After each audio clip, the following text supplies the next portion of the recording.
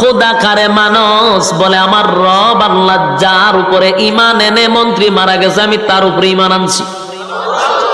বাদশার ওয়ার্ডারে পাদ্রীকেও 2 ভাগ করা হলো।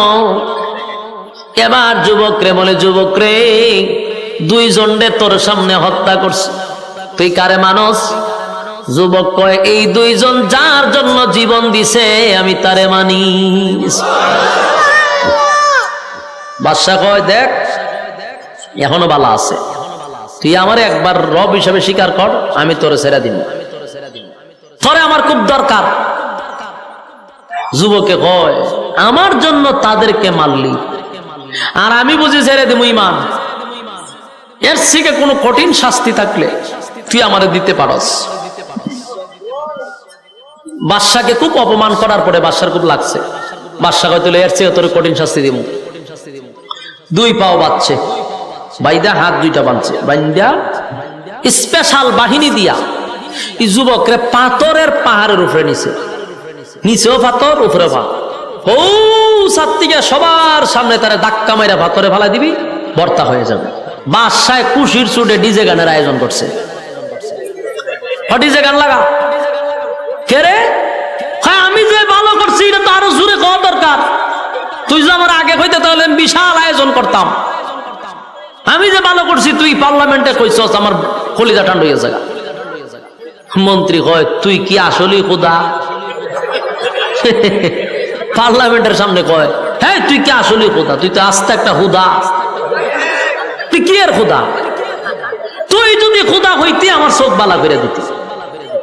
হ্যাঁ মানুষের কাছ থেকে জোর করে খোদাই আদায় করে নিছস। আমি অন্ধ ছিলাম এতদিন, তুই যদি খোদা হইতে আমার চোখ বালা করে দিতি। আমাকে যে চোখ বালা করেছে উনি হলেন আমাদের স্রষ্টা। তোরে যিনি সৃষ্টি করছেন, আমার যিনি সৃষ্টি করছেন, 7 আসমান 7 জমিন সূর্য চন্দ্র গ্রহ নক্ষত্র কুল কায়নাত যিনি সৃষ্টি করলেন হুকুম দিয়া, তিনি হলেন আমার রব আল্লাহ। বাদশার মেজাজটা গরম হয়ে গেছিল, চান্দি ফুড়া গরম। তারে খোদা না মানলি সে হত্যা করে, আর এটা তার ইগুতে লাগছে মারাত্মক লজ্জা। এত মানুষের সামনে পার্লামেন্টে বৈশা একজন দেশের বাদশাকে এইভাবে বেজ্জতি করা, অপমানি করে, এটা কি মেনে নিব বাদশা? বাদশা কয়, এরে গ্রেপ্তার কর। গ্রেপ্তার করলো, এর রিমান্ডে নিয়ে রিমান্ডে নিয়ে মার শুরু করলো। মারতে মারতে মারতে জিগায়, কত তোরে কে কালেমা শিখাইছে? ফিডার ছুটে হয় আমারে যুবকে শিখাইছে। যুবকরে গ্রেপ্তার করে আনছে, আইনা যুবকরে ফিডা শুরু করছে। ফিডাইতে ফিডাইতে যুবকরে তোরে কেটা কালেমা শিখাইছে? হয় হাত দিয়ে শিখাইছে। হাত দিয়ে গ্রেপ্তার কর, হাত দিয়ে তুলছে ফিডা, মানে যে শিখাইছে এর ফিডা। এইভাবে মায়ের শুরু করছে। কারণ আমি আগেই বলছি, সে কি জালেম শাসক। সে কি শাসক? জালেম শাসক। 3 জনে ফিডাইতে ফিডাইতে লাস্টে কয়, 3 জনে তো ইচ্ছা মতো ফিডাইছি, এখন ক তোরা রবকে। 3 জনের কয়, রব হলেন আল্লাহ যিনি আমাদেরকে সৃষ্টি করছেন। বাদশা কিরে এত ফিডা গেল কো? কয়াম নইতো না। মন্ত্রীর মাথার উপরে একটা করাত রাখছে। করাত চিনুন না আপনারা? বুলার মানুষ গাছ দেখাটে, এই করাত মাথার উপরে রাখছে। রাখা কয়, মন্ত্রী যদি তুই আমাকে রব বলে স্বীকার করস ছেড়ে দিব, আর যদি স্বীকার না করস করাত দিয়া মাঝখান দিয়া 2 ভাগ করব। কিতা বুঝলেন? আমরা এখানে যারা বসা, আমি বক্তা সহ, আমরার মাথার যদি একটা খরাত রেখে হয় আমরা একটা টান দিব, আমরা ইমান থাকবো নি? ডাইরেক্ট আমার 14 গোষ্ঠী হিন্দু আছেন, জয় শ্রীরাম হয়ে দূর শুরু করবো। ইমান ইগানই শেষ। আমরার যে তালের ইমান 5 টাকার একটা সার কাছে আমরা ইমান বিক্রি হয়। বাস্তব না বাস্তব? বুড়া বুড়ি আইলে দেখবেন, হ্যাঁ চা খাইছে এক চেয়ারম্যানের কাছ থেকে, চেয়ারম্যানের জিগায় বুটটা কারা দিবে? চা দিয়ে আপনি খাওয়াইছেন, বুট তো আপনারই দিব। ই চেয়ারম্যান খালি গেছে আর এক চেয়ারম্যান আয়া ঢুকছে, হের ভিত্তে জিগায় বুট কারে দিবি? চিন্তা ভাবনা আছি। চেয়ারম্যান দুধ চা খাওয়াইছে, বুট কারে দিবে? আপনারই দিব। ই চেয়ারম্যানও গেছে, হে দোকান থেকে লড়ে না। আরেকজনের ঢুকে দেখে, কিরে বুট কারে দিবি? কইতারি না। হতের একটা কফি খাওয়া, কফি খাওয়ানোর পরে জিগা বুট কারে দিবি? আপনারই তো দন লাগে। বলুন তো বুট কয়টা? দিছে কয়জন রে? যেই লোকগুলারে 5 টাকা দিলে ইমান জায়গায় হের আবার খরাত লাগেনি, কথা কই না দি? চা কফি খাওয়াইলে ইমান শেষ, হেরার আবার খরাত লাগবো? হ্যাঁ, আমরা খরাত লাগবো না। গুলির আওয়াজ হলে আমরা ডাইরেক্ট কালে মলমে ঘুরে বয়ে থাকি, ঠিক না? আমরা রইলে ইমান। কিন্তু এই মন্ত্রী সবে মাত্র কালেমা ভুইরা ইমানের পরীক্ষা তার উপরে চলে আসছে, সে বাদশারে ডাইরেক্ট বলছে 2 ভাগ করে ফেল, কিন্তু ইমান দিব না। তার 1 নম্বর কারণ হলো, আমি আমার রবকে শুধু একদিন ডাক দিয়েছিলাম, আমার রব আমার ডাকের সাড়া দিয়া আমার চক্ষু ভালো করে দিছে, সেই রবের সঙ্গে আমি বেঈমানি করব না। কালেমা পড়ছি তো পড়লাম, ইমান দিব না, প্রয়োজনে রবের জন্য জীবন দিয়া দিব। বাদশার অর্ডারে মন্ত্রীর মাথা 2 ভাগ করা হয়েছে, ইমান দিছে না কিন্তু জীবন দিয়া দিছে। এবার পাদ্রীকে বলে, পাদ্রী বল খোদা কারে মানুষ? বলে আমার রব আল্লাহ যার উপরে ইমান এনে মন্ত্রী মারা গেছে, আমি তার উপরে ইমান আনছি। বাদশার অর্ডারে পাদ্রীকেও 2 ভাগ করা হলো। এবার যুবকরে বলে, যুবকরে 2 জনরে তোর সামনে হত্যা করছে, তুই কারে মানুষ? যুবক কয়, এই 2 জন যার জন্য জীবন দিছে আমি তারে মানি। বাদশা কয়, দেখ এখনো বালা আছে, তুই আমার একবার রব হিসেবে স্বীকার কর, আমি তোরে ছেড়ে দিন, তোরে আমার খুব দরকার। যুবকে কয়, আমার জন্য তাদেরকে মারলি আর আমি বুঝি ছেড়ে দিব ইমান? এর থেকে কোনো কঠিন শাস্তি থাকলে তুই আমারে দিতে পারস। বাদশাকে খুব অপমান করার পরে বাদশার খুব লাগছে। বাদশা কয়, তুলে এর চেয়ে তোর কঠিন শাস্তি দিব। 2 পাও বাঁধছে, বাইদা হাত 2টা বাঁধছে, বাইন্দা স্পেশাল বাহিনী দিয়া এই যুবকরে পাথরের পাহাড়ের উপরে নিছে, নিচেও পাথর উপরে পাথর। ও সাত্তিকে সবার সামনে তারা ধাক্কা মাইরা পাথরে ফালাই দিবি, বর্তা হয়ে যাবে। সব বাহিনী তারে লইয়া গেছে পাহাড়ের উপরে, হাত পা বাইন্দা নিয়া ফালাই দিবে। এমন সময় যুবক কয়, আল্লাহ আমারে হেফাজত করো আর এই জালেম গুলারে ধ্বংস করে দাও। যুবকের দোয়া গেছে খবর লইয়া, সব বাহিনীরে পাহাড়ের ভিতরে আল্লাহ সিট চালাইছে, বাইরিয়া সব টেনে মেরে লিছে। যুবক বাদশার সামনে হাজির। বাদশারে জায়গায় কিতা খবর? বাদশা ছায়া দেখে বাহিনী নাই, যুবক কারা। ঘটনা কিতা? তোমার না পাঠাইছি পাহাড়ের উপরে মারবার লাগিয়া, আমার বাহিনী কো? ও সব বাহিনী বর্ত হয়ে গেছে গা। তুই এলি কেমনে? খামারে আমার রব বাঁচাইছি। সোয়ান। বাদশার মেজাজ খুব গরম, আবার বাহিনী দিয়া গয়ের ধর, হাত পা বান, বাইন্দা সাগরের মাঝখানে নিয়ে ফালাই দিয়া মাছে খাইলাম, বড় মাছের মুখে ছেড়ে দিবি। সব বাহিনী তারে লইয়া গেছে সাগরের ভাড়া, হাত পা বাইন্দা বস্তার ভিতরে পড়ছে, সাগরের মাঝখানে নিছে। যুবক কথা, আল্লাহ আমারে বাঁচাও, এরারে তুমি ধ্বংস করো। যুবকের দোয়া কবুল। সব গুলারে বাতাস দিয়া সাগরের ভিতরে ফালাইয়া পানিতে চুবাইয়া সব তীরে মেরে লিছে। যুবক বাচ্চা একদম সুস্থ অবস্থায় বাদশার সামনে হারিয়ে হোক, কিতা খবর? বাদশার জায়গায় কিতা খবর বালানি? বাদশায় তো অবাক, কিরে আমি না তোর সাগরের মাঝখানে পাঠাইছিলাম, আমার বাহিনী কো? ও সব গেছে মাছের ভেড়। তো তুই এলি কেমনে? আমার রব বাঁচাইছে। সুবহানাল্লাহ। বাদশার পুরা মাথা গরম হয়ে গেছে। যত বাহিনী পাঠায় সব বাহিনী মারা যায়, হে মরে না। এখন তো টেনশন বেড়ে গেছে, কোনো ভাবে মারতে পারতেছে না। আরো বহু সিস্টেম বাইর করছে, কিন্তু এই যুবকের মারতে পারে না।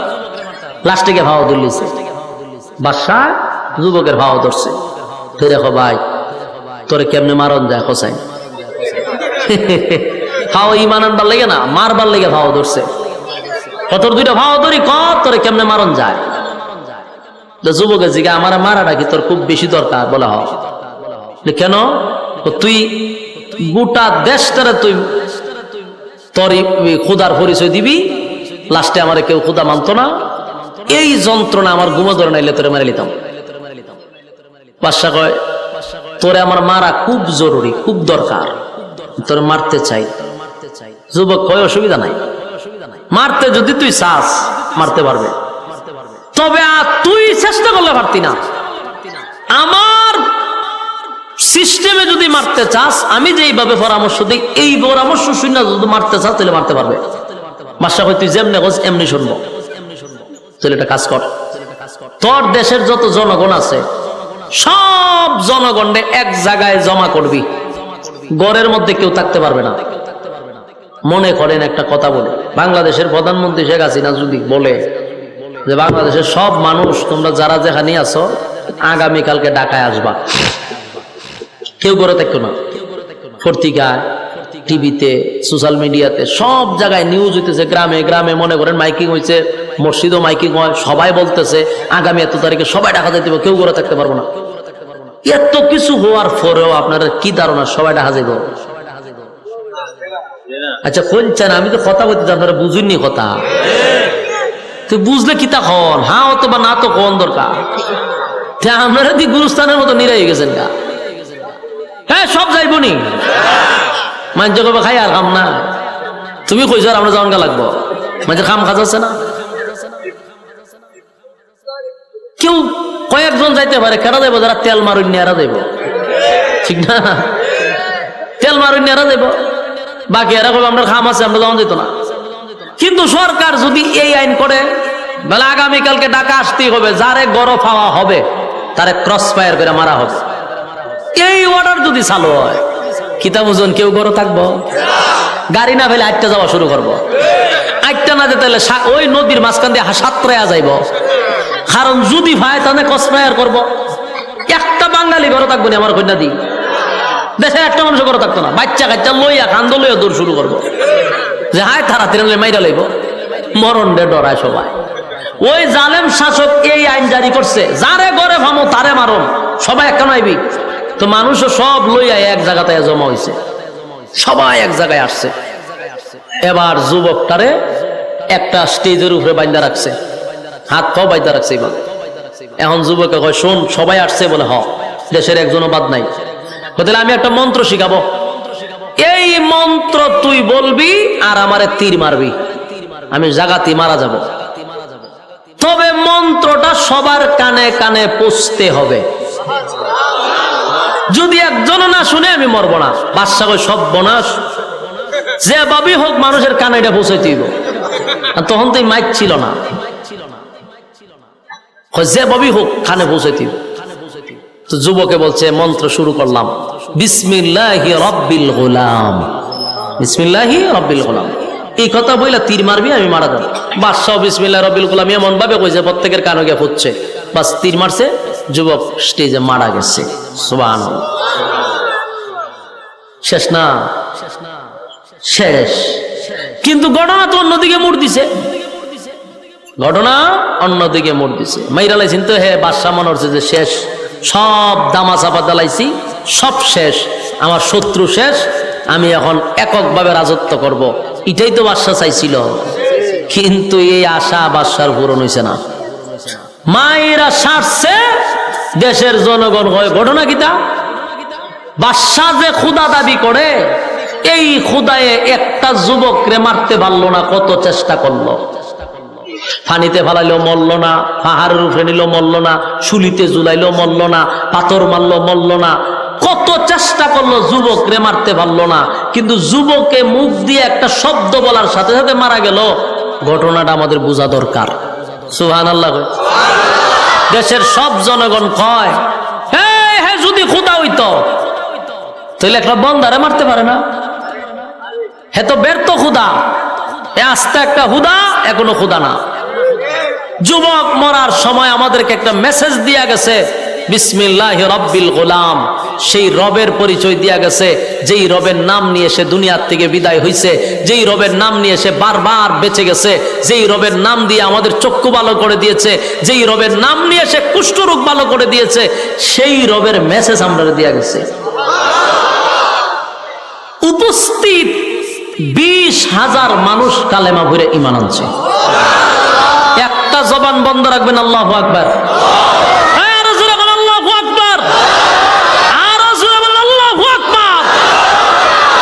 20,000 মানুষ কালেমা ভরে ঈমান আনছে। মারছে কয়জন? এই অতকান বুঝি তুইও আজনছে একজন মারছে তুই একজন গেলেন কে রে হারা রাত বলে ইউসুফ আর জুলেহার ওয়াজ করছে সহালে হুজুর রেগে জিগে হুজুর জুলেহা বেটা না বেডি তারপরে তুই এই ওয়াজ শুনতেছেন মারলো কয়জন তিনজন মারছে একজন না তিনজন মারার পরে কালেমা পড়লো কয়জন তিনজনকে কোন অপরাধে মারছিল কালেমা পড়ার অপরাধে মারছিল যেই অপরাধে তিনজনকে মারলো এই অপরাধে আবার দেখা যায় 20,000 মানুষ কালেমা পড়ছে অহন বাদশার মাথাটা কেমন হিট হইছে কিতা বুঝো সেখানে বেচারা তিনজনকে সহ্য করতে পারছে না আর এখন পুরা দেশের সব জনগণ কালেমা পড়ে লিছে এই বাদশার অবস্থা এখন কি হবে কিন্তু আবারও বলছি বাদশা হলো জালেম বাদশা বাদশা হলো এই জালেম বাদশা তো নামই জালেম বাদশা 20,000 মানুষ কালেমা পড়ছে এটা সে বরদাস্ত করতে পারে না এটা সহ্য করতে পারতেছে না কোনোভাবেই মেনে নিতে পারতেছে না এবার সে সিদ্ধান্ত নিছে 20,000 মানুষ মেনে নেব চিন্তা করেন আরে কি পরিমাণ কুত্তায় কামড়াইছে হ্যাঁ ভাগলা কুত্তায় কামড়াইছে না 20,000 মানে কি দেশের সব জনগণ নিয়ে মেরে নিব কিসের অপরাধে এক আল্লাহ মানার অপরাধে হে এখন দেশের জনগণই মেরে নিব মানে জনগণ মাইরা একলা রাজত্ব করবো খালি মাটাও কি পরিমাণ ভাগ হলে এরকম কাজ করতে পারে সে কত বড় জালেম শাসক দেশের জনগণ সব মেনে নিত সিদ্ধান্ত নিছে বাহিনীদেরকে বললো এক কাজ কর সব টিরে মেরলাম আমি বাহিনী কি তা কর দেশ চালাবেন গাড়ি দিয়া বলে দেশ চালনা করো সব মেরলাম আমি আমার খোদা মানে না তো সব যখন কালেমা পড়তো সব টিরে মেরলাম তখন বাদশা তো জিগাইতে স্যার কি করতেইব মারার জন্য বিশাল একটা এরিয়া নিয়ে গর্ত খনন করো কি গর্ত গর্ত খনন করো ভাই সিন্নি গর্ত বলুন তো দেখি আল্লাহ কয়টা কসম করছে 4টা কসম কইরা কার উপর অভিশাপ দিছে গর্ত খননকারীর উপরে আল্লাহর অভিশাপ এতক্ষণে ভাই সিন্নি গর্ত করতে গেছে এই জালেম শাসক গর্ত খনন করছে আল্লাহ এই গর্তের কথাই কুতিলা আসহাবুল উখদুদ আল্লাহ সেই গর্তের কথাই বলছে সুবহান পাইছে আল্লাহ বলেন ওয়াসসামাই যাতিল বুরুজ ওয়াল ইয়াউমিল মাওউদ ওয়া শাহিদিন ওয়া মাশহুদ কয়টা কসম 4টা কসম এই বেশি করতে যত তোরা বলাবান অতিরিক্ত করতে যত কেরা আশাজি করস করে সব শুধু গুড়া গাড়া সব আমার সামনে দিয়েছেন আর সব ফাঁকনা গিয়ে পিছনে বইছেন এই যে কি যন্ত্রণা দেয় এটা বুঝতে পারতেন না তো আপনারা এখানে বইয়া হাসে খেলে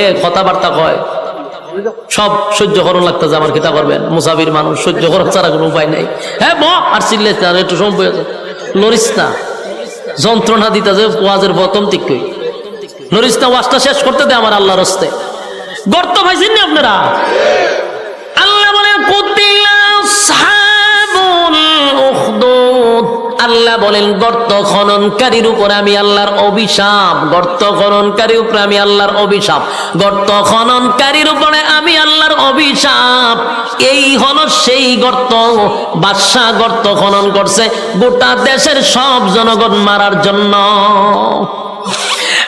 গর্ত খনন করিয়া আল্লাহ বলেন আন্নারি যাতিল ওয়াকুদ ইযহুম আলাইহা কুউদ ওয়া হুম আলা মা ইয়াফআলুনা বিল মুমিনিনা শুহুদ ওয়া মা নাকামু মিনহুম ইল্লা আন ইউমিনু বিল্লাহিল আজিজিল হামিদ রব্বে কারীম বলেন 4টা কসম করছি গো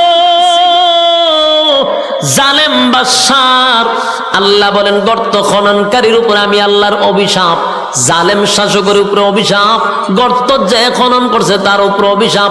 আন্নারি যাতিল ওয়াকুদ, দাউ দাউ করে আগুন জ্বলছিল। ইযহুম আলাইহা কুউদ, তারা সব দেখছিল। ওহুম আলা মা ইয়াফআলুনা বিল মুমিনিনা শুহুদ, মুমিনদের সাথে যা কিছু ঘটেছিল সব তারা দেখেছিল। দাউ দাউ করে কিসের আগুন, কি দেখেছিল, কি হয়েছিল, সবগুলা বিস্তারিত পাবেন। আল্লাহ বলেন এই জালেম শাসক তখন বিশাল একটা গর্ত খনন করছে, গর্ত খনন করিয়া গর্তের ভিতরে আগুন দড়ায়া দিছে। এই জন্য আল্লাহ বলেন আন্নারি যাতিল ওয়াকুদ, ধাউ ধাউ করে আগুন জ্বলছিল সেই গর্তের ভিতরে। কারণ ওই জালেম শাসক গর্তের ভিতরে আগুন দড়ায়া দিছে। কি দড়াইছে? জালেম শাসক গর্তের ভিতরে আগুন দড়াইল। গর্তের ভিতরে আগুন দড়াইয়া আগুনগুলি দাউ দাউ করে জ্বলতেছিল। তখন বাদশা অর্ডার দিছে, যারা কালেমা পড়ছে, আমি বাদশাকে যারা খোদা মানে না, আমি বাদশারে যারা খোদা মানে না, সবাইকে দড়ে দড়ে জ্যান্ত আগুনে পুড়ায়া ছাই করে ফেলবি। নাউজুবিল্লাহ। গর্ত খনন করিয়া গর্তের ভিতরে আগুন দড়াইয়া ওই গর্তের ভিতরে আগুন দাউ দাউ করে জ্বলতেছে। আর বাদশার অর্ডারে দেশের জনগণ গুলাকে জ্যান্ত ধরে ধরে ইডাল দিয়া দিয়া আগুনে জ্বালাইতেছে।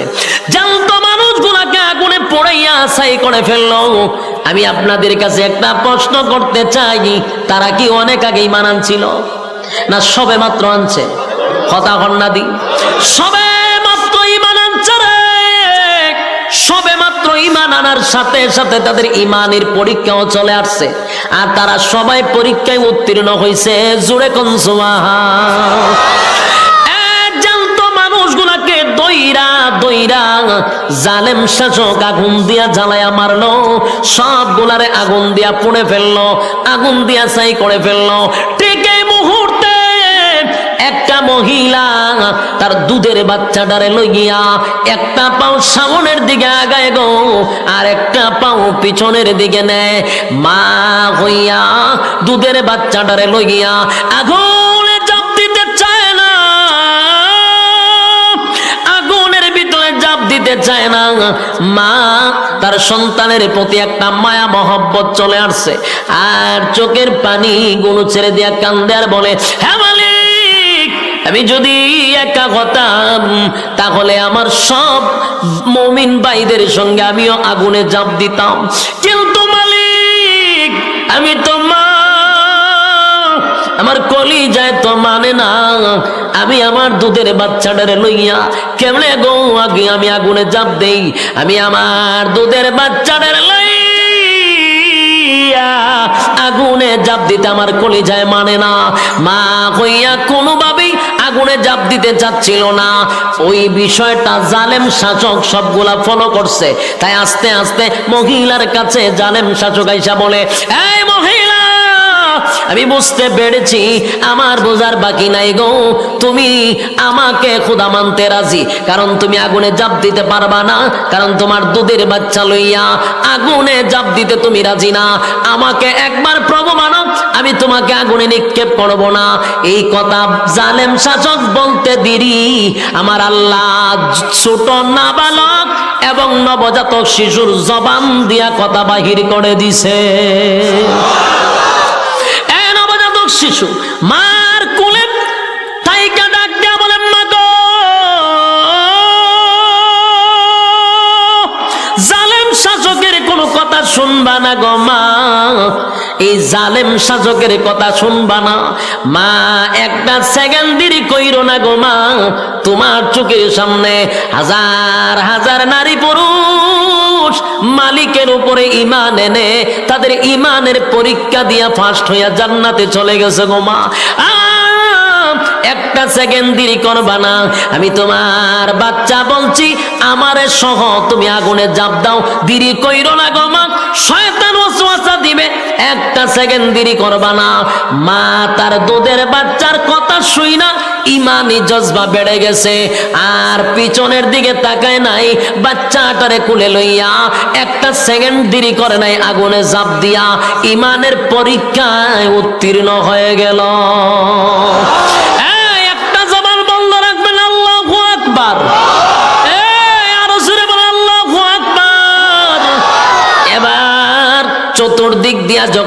দাও দাও করে আগুন জ্বলছিল। আন্নারি যাতিল ওয়াকুদ ইয হুম আলাইহা কুউদ ওয়া হুম আলা মা ইয়াফআলুনা বিল মুমিনিনা শুহুদ। দাও দাও করে আগুন জ্বলছিল, চতুর্দিকে মুসলমানদের শরীর পুড়ে ছাই হয়ে গেল। আর ওই গ্যালারির চতুর্দিকে কিছু বেঈমানরা এগুলা নিয়ে হাসি তামসা করতেছিল, মদ্যপান করতেছিল, তারা হাসি উল্লাসে মেতেছিল। এই জন্য আল্লাহ বলেন আন্নারি যাতিল ওয়াকুদ ইয হুম আলাইহা কুউদ, তারা গ্যালারির ভিতরে বসে হাসি তামসা করছিল। আর সব দেখেছিল মুমিনদের সঙ্গে কি হয়েছিল।